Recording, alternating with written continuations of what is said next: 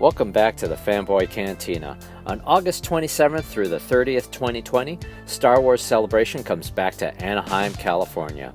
In this video, we're going to talk about what is a Jedi Master VIP, how hard is it to get, and is it worth it? By the way, thanks for watching, and if you enjoy this video, please take a moment to like, share, and subscribe. What is a Jedi Master VIP?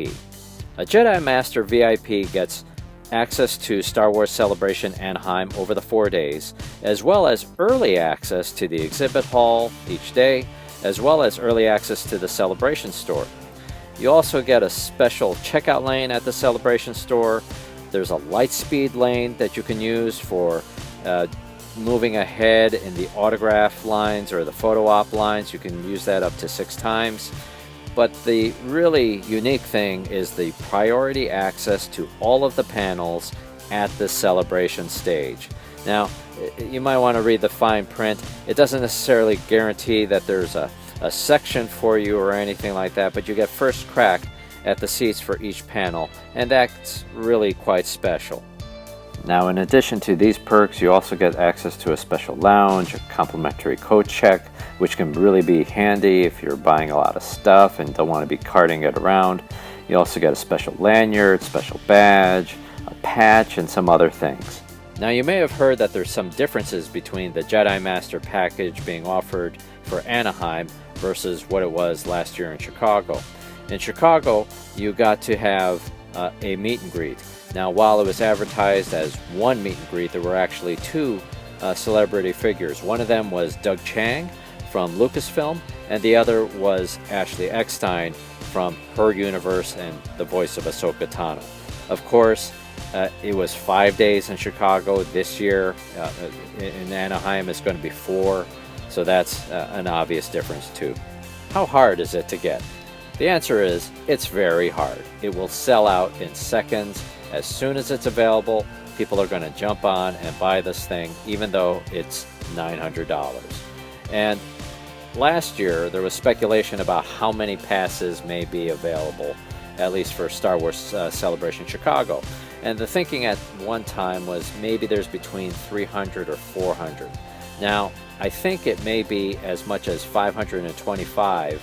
And we've got pretty strong evidence from that, because in this print that was given to Jedi Master VIPs after the event, it was numbered, and you can see at the bottom it's numbered X out of 525. So that's probably as good of an indicator as any that there's only about 500 or so passes available. And that was out of the 65,000 fans that went to Star Wars Celebration Chicago. So how hard is it to get? Very hard. Is it worth it?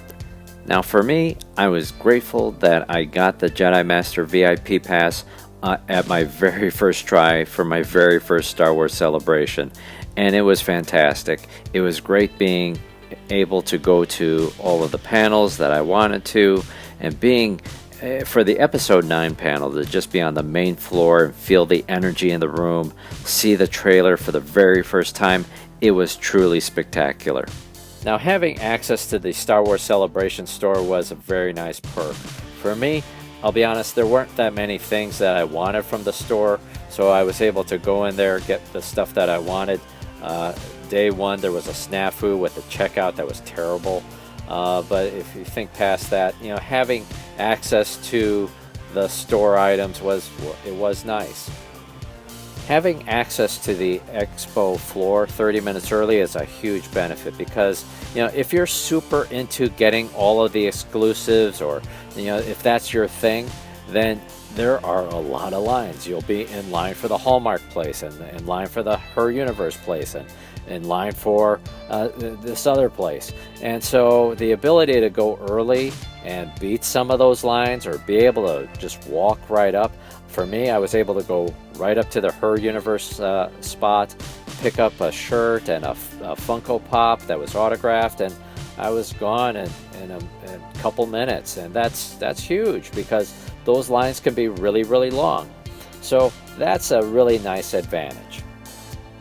Now, what a VIP pass won't get you is access to all of the exclusives. So some of the exclusives are by lottery, and so since it's by lottery, your chances is just as good as anybody else's in whether you're going to get it or not. And for me, I lost out on all of the lotteries, so I didn't get the Funko Pop thing or the Hasbro thing or the Lego thing.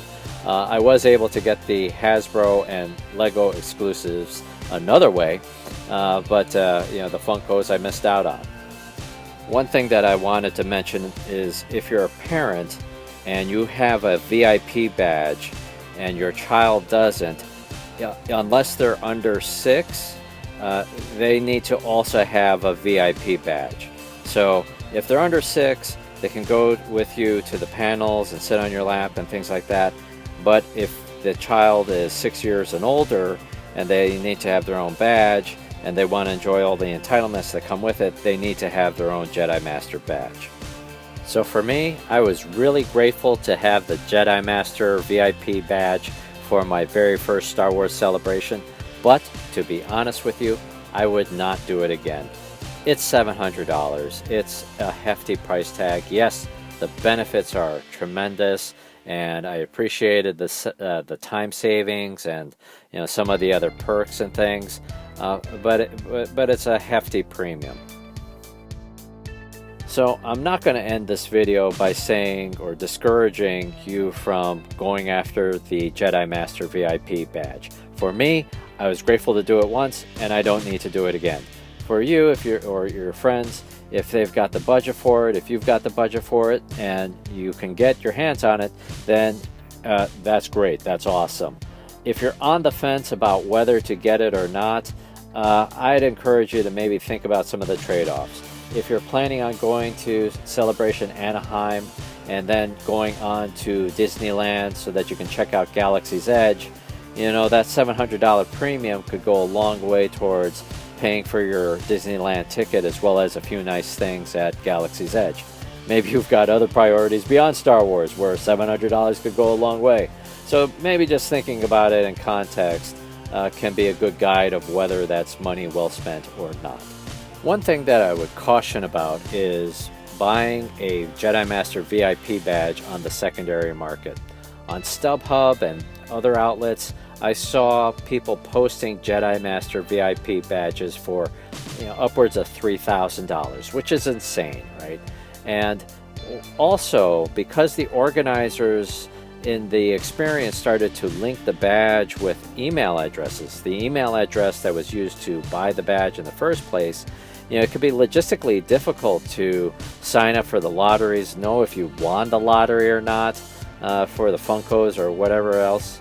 Now, certainly things may change with Star Wars Celebration Anaheim, but if it was anything like Chicago, if it's going to be anything like it was in Chicago, that could be a hindrance, an obstacle in fully benefiting from that VIP experience. So that's it. Thanks for watching. Please take a moment to like, share, and subscribe. We'd love to have you here at the Fanboy Cantina. And post in the comments, did you get the 1-day badge or the 4-day badge? Or did you manage to score the Jedi Master VIP badge? Let us know how you did. Thanks for watching. This has been the Fanboy Cantina.